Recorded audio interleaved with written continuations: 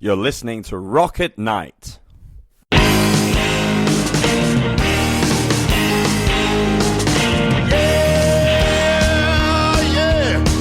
you ready? Hey, tonight I'm gonna take you on a little trip. We're going down south by the mighty Mississippi. I'm gonna take you to a place where lights never dim. Bring your mother, your brother, and your best friend. I'm gonna show you where they dance out in the street. They'll tell you all about your body heat. Not gonna talk about it, just gonna do it. Get on down, if you feel up good. Get on down. So you are Chris, and are you the lead singer, right? Yes, yeah, I am indeed, yeah. And I play guitar as well. We wrote a really good review of your album. I've seen it, thank you very much, yeah. I listened to it myself, and I really like it. Ah, sweet. It's rockin', but it's still, like Raven said, melodic, catchy. You know who it kind of made me think of? I just saw Young Guns recently. Oh, really? Okay. And I thought, I could picture you guys being like a Young Guns. That's a compliment. Oh, thank you. Yeah, no, I don't know a huge amount of Young Guns, but I've listened to a little bit of it, and I really like them. So that's, thank you for that. That's great.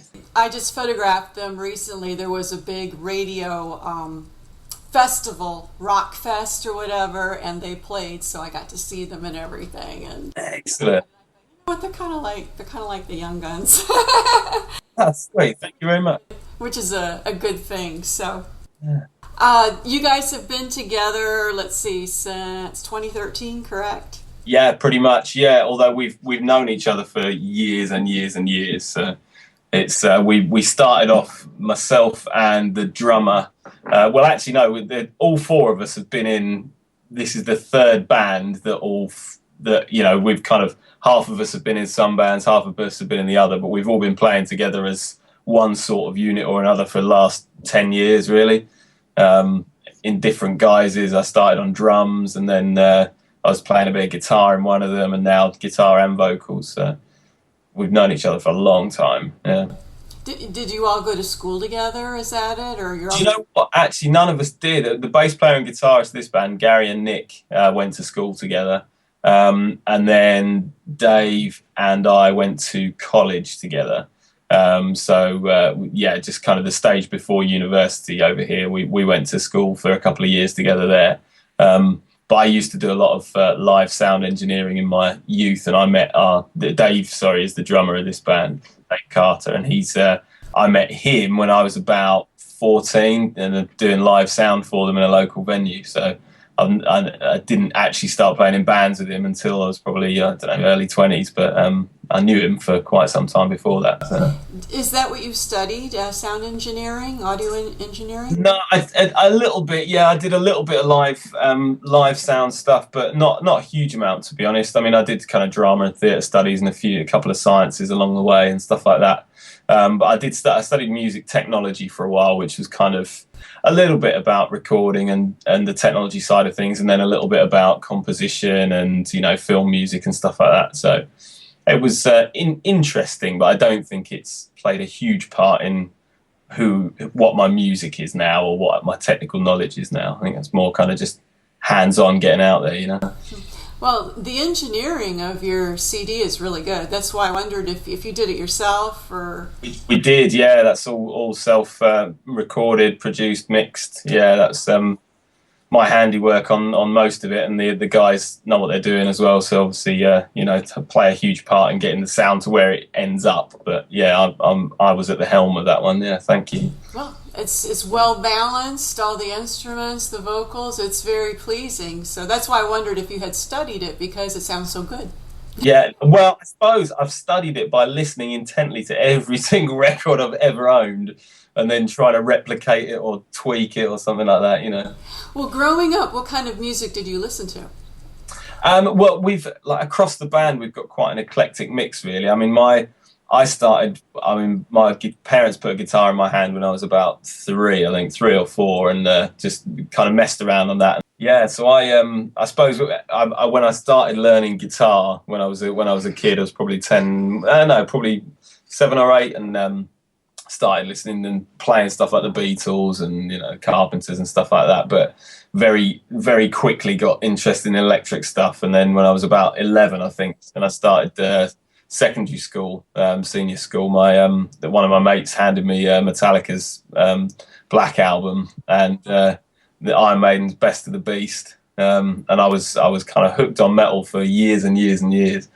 Getting kind of progressively harder, going through Pantera, ending up with people like Parkway Drive and Killswitch Engage and stuff like that. So that was a big influence for me. But the other guys, we've all come from slightly different backgrounds. Gary, our guitarist, in his youth was massively into Blink-182, and then Nick used to love bands like AFI, and we still do, and Alexis on Fire, and people like that, and Thrice.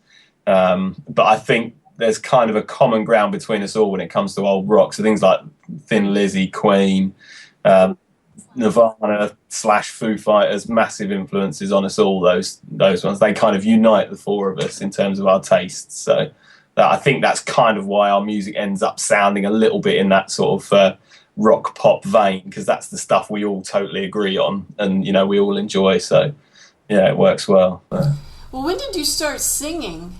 You have a good voice.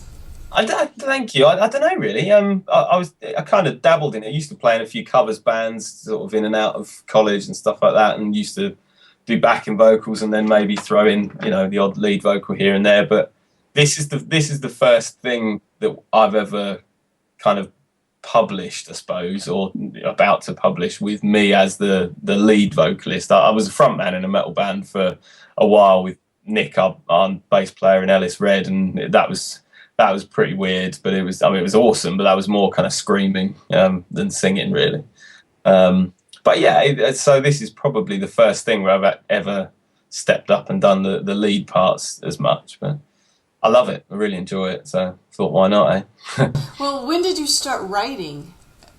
Again, I think as soon as I picked up a guitar, I kind of had this, I don't know, this desire to put stuff down on well, not on paper, but just to create something of my own. And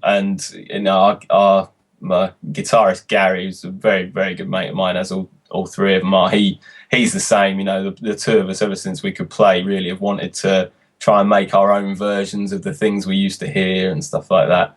And I think it grew and grew, and the more I got into music production and decided I wanted to analyse what other people were doing and how they were making those songs and what little parts and nuances went into it, you kind of start thinking of your own and how you want to put those together. And, oh yeah, that was cool, but what if I did that this way and used it in my own bit and things like that? So I couldn't pinpoint when I started, but ever since I've been involved in music, I've loved creating it rather than just playing and copying it, Well, all the songs on the album, did you all get together and write, or did one person write, let's say, the melody? What's the process of writing? For the stuff that's on the EP has been a work in progress for quite some time. So most of the music kind of originated from a few ideas that I'd been kicking around for a long time. I put a few demos together of some kind of rough ideas of how I thought they might go or end up, or maybe just a verse and a chorus, and then sent it around to the other guys that I knew I wanted to work with again, because we hadn't been in bands for a while or whatever, and they all loved it. And then we threw in a few more ideas together, and eventually it just kind of evolved into, I think I had quite a good roadmap in my head of where I wanted each song to be, musically and melodically, and then we kind of stitched it all together. And I tend to always put lyrics to things last, as weird as that sounds. I know a lot of people do it the other way around, start with a story and build a soundscape behind it, but I'm completely the other way around. My head is tuned straight into melody and music and layers and themes, and then this lyrical story kind of weaves its way over the top of that. So looking at some of your songs, what would you call the theme? Trust Your Enemies, My Promise, Beautiful Race, Time and Place, Bones and Beauty. It looks like a lot of things about beauty. It does, doesn't it? Do you know what? Ode to Freedom. Is there a theme, or do you just come up with something randomly? It's not. There's no theme to the whole record. No, I think there's a lot of kind of self analysis going on in a few of those songs. It's kind of me talking about my own shortcomings more than anything, to be honest, or my own insecurities at least. There's a couple that are based on very definite things, like Bones and Beauty, for example. Is I saw a documentary probably about a year ago about a mental health institute that looked after young people, and there was one of the particular patients was a young person with bulimia, and the story kind of stuck with me of how this person was battling so much with something that people were trying to help them with, and it just all of the lyrics in that song kind of just poured out of that one experience. So I tend to do that a little bit, take ideas from. So a lot of the songs are, you could say, kind of autobiographical, or just something that has touched you.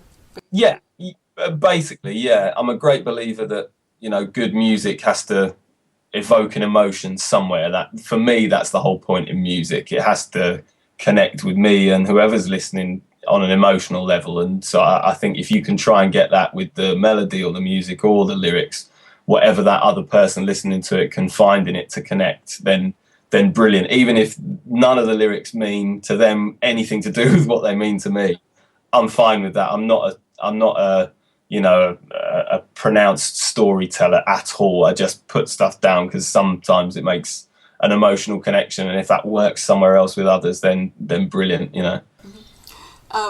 My Promise, is that the single?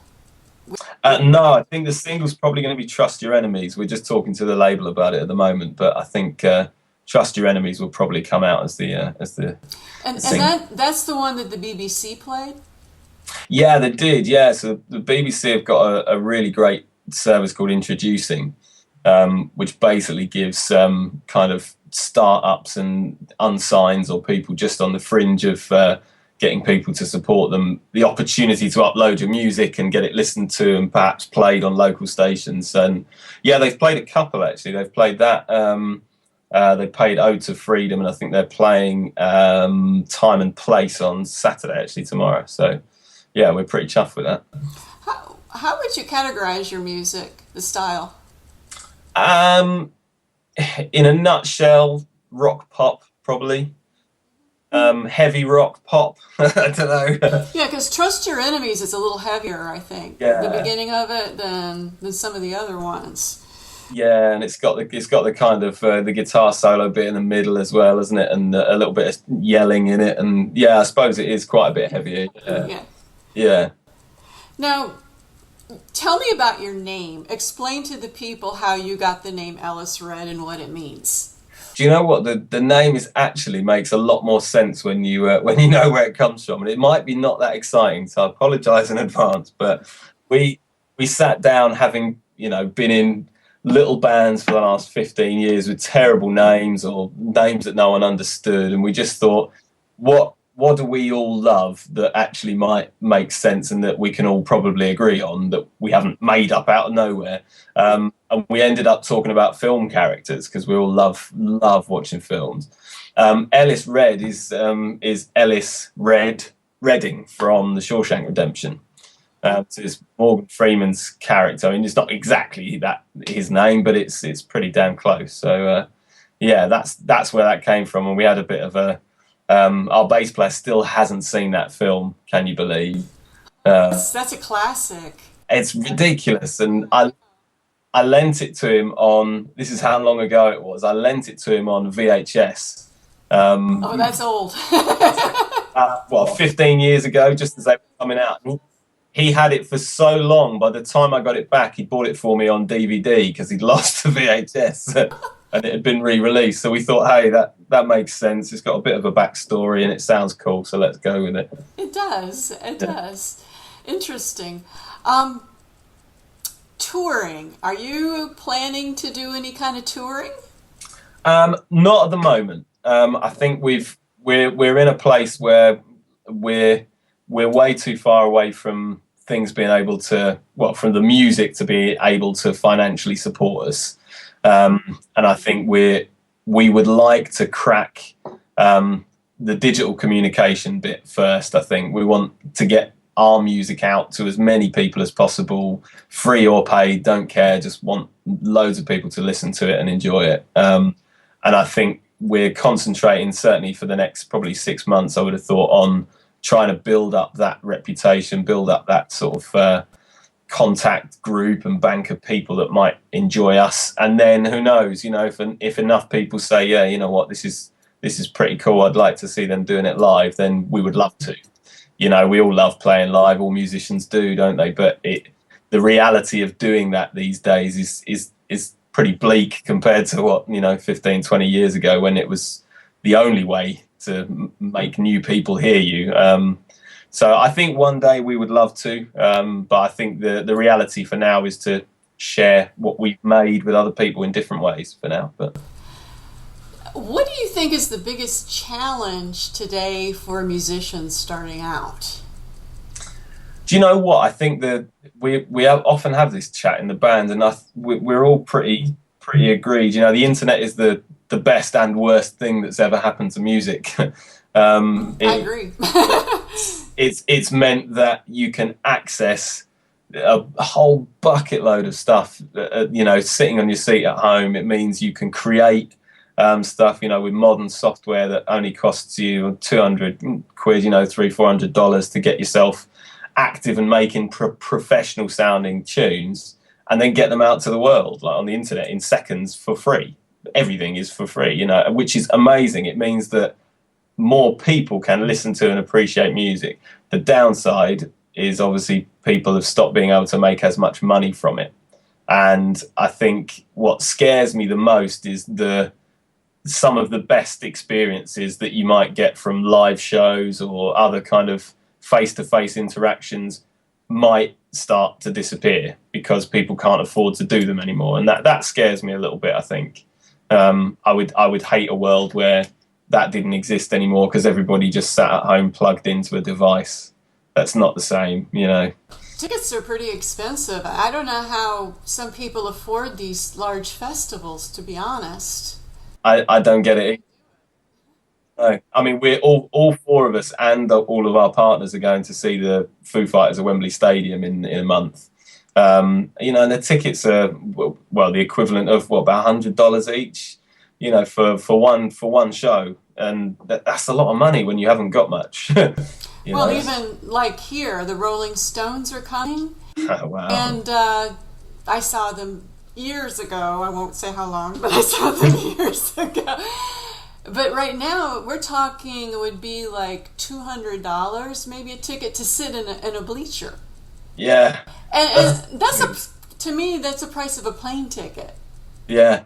And, you know, I could probably see more on the DVD if they come out with a DVD than paying all this money. You know, it's kind of disconcerting.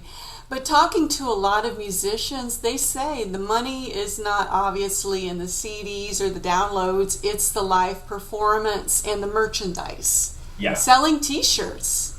Absolutely. That's the biggest thing. T-shirts, souvenirs, whatever you can come up with. So music, it seems it's a business now, isn't it?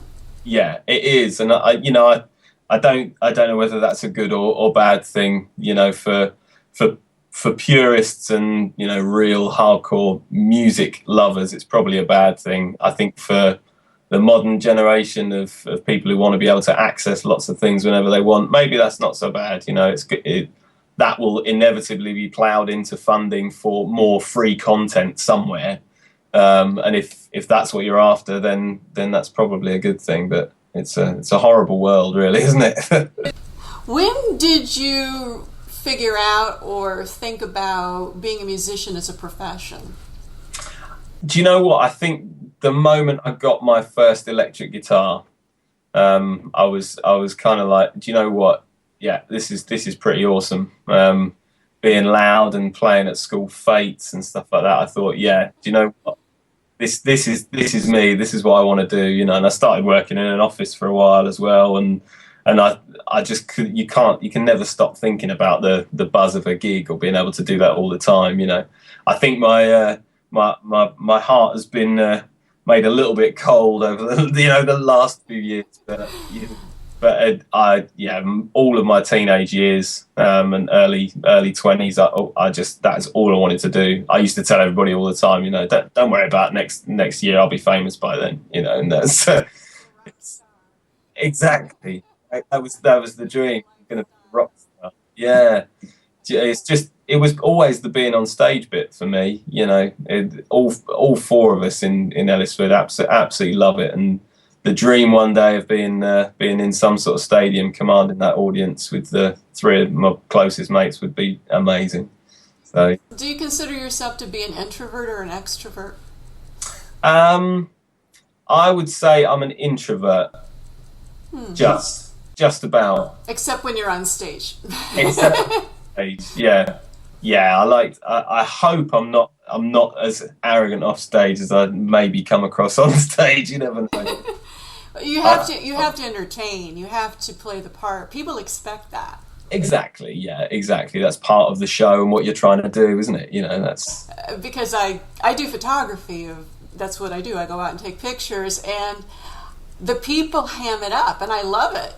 Yeah, absolutely. They look rock starry, and they move around and shake their heads and all that stuff. You got to do the part. Absolutely. That's half of why people are coming to a live show. If you just stood there. Yeah, if it was just music, you probably could just sit at home. That's the whole point in a live show, isn't it? It gives you that extra connection, that extra emotion. Well, there's a certain amount of energy and electricity in the air during a live performance. Absolutely. I love it. Yeah, totally agree. And I think I suppose this is going back to my production kind of values as well, but I think that's why I don't really have an issue with huge productions and adding more layers than you can actually do live and things like that, because you're compensating for that missing emotion that you haven't got when you're just listening to a CD, when you haven't got the lights, the volume, the smells, the group of people. You have to compensate for that to try and get the same emotion from just the music. And so I don't have much time for people who say, oh yeah, but they can't do that live. They've only got 2 guitarists, not 4. What's this extra vocal layers? I'm like, whatever. How's it making you feel? That's funny.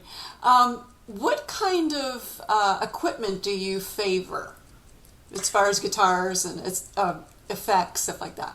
We're pretty straightforward, to be honest. I mean, effects, we pretty much don't use anything. I mean, Gary and I, the other guitarist, and I just use delay pedals. I think I've got a Boss delay pedal, and I don't even know what Gary's got. Both play. Gary loves Fenders. I'm more of a Gibson man, so I've got a Firebird and a Les Paul, and he's got a Telly and a Strat. And we both play through Orange cabs. And what do I use? I've got an Engel head, ENGL. Not even sure if you've heard of Engel, but I've got one. And he plays through a Hughes and Kettner. And then Nick, our bass player, is a bit of a Fender man as well. So he's got a jazz bass and fairly simple Ashdown rig set up, and that's about it for us. I thought you would use Marshall amps. Do you know Coming what? from England and all. Well, yeah. That's what we use. That's what we like to use here. So yeah, I've got a lot of time for the right sort of Marshall. For me, if I had more cash, I'd have a selection. I'd have a few. But the rig that we both use is quite versatile. It'll do a little bit of everything. If you want to step out from Ellis Red and do a little bit of something else somewhere, you've got the rig that can adjust with you.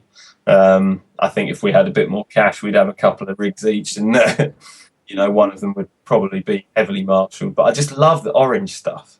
Orange sounds amazing. They got some really quality tones and really warm, rich crunch and distortions. They're brilliant.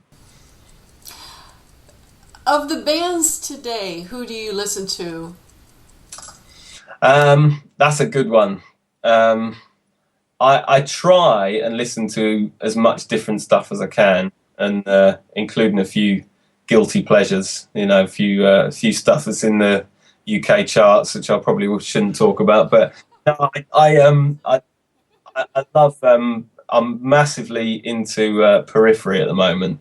I don't know if you know those guys. They're kind of like they're really, really extreme kind of prog metal. It's really technical, horrible stuff that if you're not a muso, you know, I don't blame people for not understanding or getting on board with it. I don't understand it. I just love how technical it is. But outside of that, to be honest, I spend a lot of time listening to old favourites like Foo Fighters and you know, a bit of Queen here and there. And I listen to a lot of Thrice, actually. I do like Thrice, and they're a great band. Yeah, it's probably put me on the spot there. I can't think of who else I listen to. Do you ever write songs on acoustic guitars? Yeah, do all the time, actually. Gary and I both kind of sit at home. In fact, I'm literally sitting next to one now. Yeah, it's the quickest way of getting an idea out of your head. You know, I think Gary does the same. With just an idea comes into your head, a melody, a theme, or something like that, and you just sit down, pick up the acoustic, have a quick go. You know, you can see the shapes in your head, and you just think, yeah, I know exactly where I'm going to throw my fingers in a minute. So let's get a guitar and just push record on your phone and get something really basic down. So yeah, all the time. No, it's portable. You don't need an amp when you have a little acoustic guitar there. Yeah, exactly. Yeah, no, totally agree. I think Keith Richards used to write a lot of the songs on acoustic first. It wouldn't surprise me. I think the way we always kind of approach 9/10 of what we do is it's not a good song if it doesn't still sound good on an acoustic guitar. If you can sit down and still play it in relatively similar terms on an acoustic and it still sounds cool, then it's probably a good song. You know, that's the way I look at writing pop anyway, writing catchy stuff. Well, yeah, I mean, you want something to stick with you. It's almost like an earworm. Exactly. I mean, when I know something is catchy when it's in my head for 2 or 3 weeks. It won't go away. That's the thing, isn't it? You know, you've got it. Even if you hate it, if it's there, it's got you, you know? It's true. And I noticed it's very catchy. Well, My Promise, the beginning of it. Yeah, that's true, actually, yeah. Pretty infectious. I mean, in a good way, you know. Yeah. Little riffs, little melodies, little, you know, bass lines, whatever. They really stick. Yeah.